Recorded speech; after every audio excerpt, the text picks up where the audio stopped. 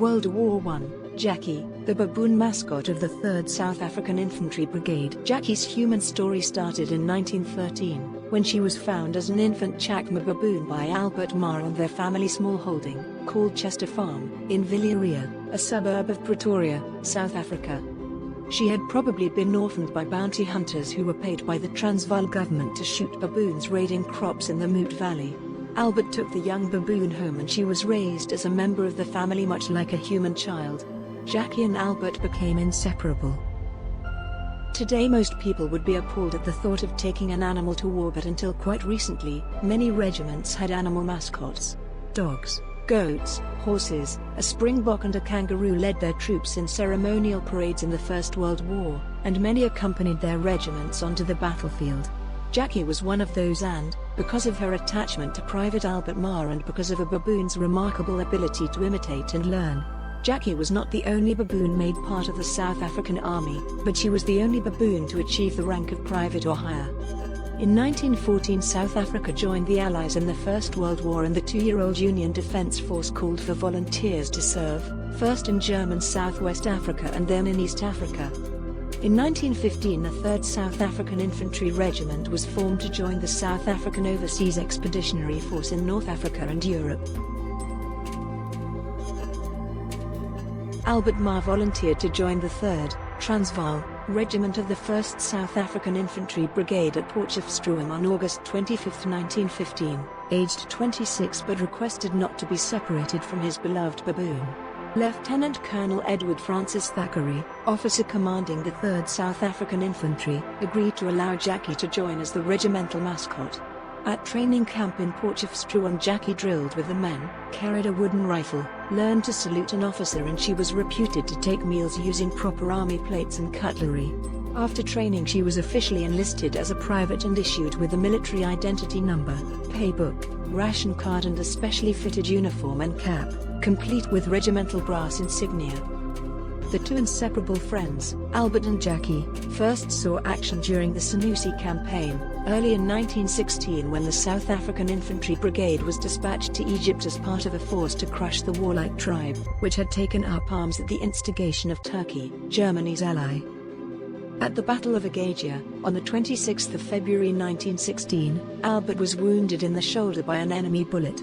Until the stretcher-bearers arrived, Jackie, beside herself with agitation, attempted to do what she could to comfort Albert, by licking the wound. So it happened that Jackie became the firm favorite and comrade, rather than pet, of all ranks of the regiment. Jackie entertained the men during quiet periods, lighting their pipes and cigarettes and saluting officers as they passed on their rounds. She learned to stand at ease when ordered, placing her feet apart and hands behind her back, regimental style. At night when on guard duty with Albert, she was particularly useful because of her keen eyesight and acute hearing. She could give early warning of enemy movement or impending attacks with a series of short, sharp barks and pulling at Albert's tunic. In April 1918, the Germans commenced the Spring Offensive, a massive maneuver across the whole Western Front intended to drive the Allies back before the long-awaited U.S. Army joined the war. The 3rd South African Infantry was once more at the front, and it was in one of the battles that Jackie was seriously wounded. The South African Brigade was being heavily shelled as it withdrew through the West Flanders region of Belgium. The South Africans were pinned down under fire and the men hastily built sangars for protection. A sangar is a temporary fortified position made from stones. Jackie was seen to be copying her comrades, piling stones around herself, when she was hit by shrapnel. One paw was injured, and her right leg was almost severed. In agony and fear, she fought off the stretcher-bearers who came to her assistance, desperate to finish her wall and hide, but eventually allowed Albert to carry her off. In the words of Lieutenant Colin Woodson of the Royal Medical Corporation, "It was a pathetic sight, the little fellow, carried by his keeper, lay moaning in pain, the man crying his eyes out in sympathy, 'You must do something for him, he saved my life in Egypt. He nursed me through dysentery.' The baboon was badly wounded, the left leg hanging with shreds of muscle, another jagged wound in the right arm. We decided to give the patient chloroform and dress his wounds. If he died under the anesthetic perhaps it would be the best thing, as I had never given an anesthetic to such a patient before. However, he lapped up the chloroform as if it had been whiskey, and was well under in a remarkably short time. It was a simple matter to amputate the leg with scissors, and I cleaned the wounds and dressed them as well as I could. He came around as quickly as he went under. Jackie was a small baboon, which can be seen in photos where Albert is holding her quite comfortably.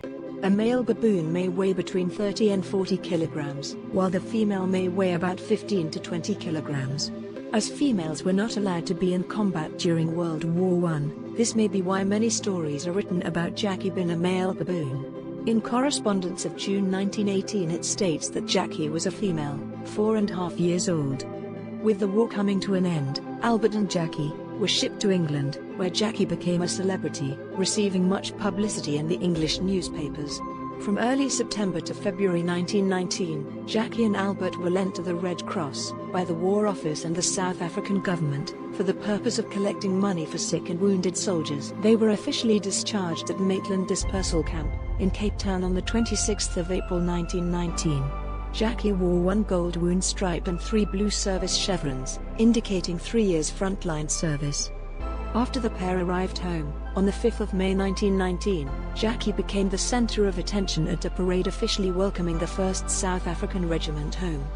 On July 31, 1920, Jackie received the Pretoria Citizens Service Medal at the Peace Parade in Church Square, Pretoria.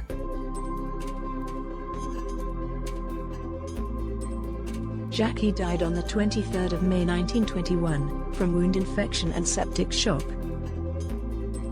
Some stories tell of a farmhouse burning down.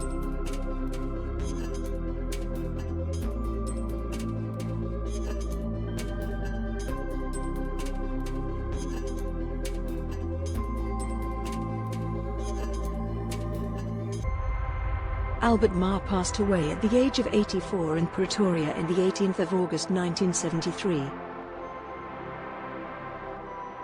This story should not be taken as encouragement to own a pet baboon. Let it remain merely a feel-good anecdote about an extraordinary animal. Jackie, the baboon mascot of the 3rd South African Infantry Brigade.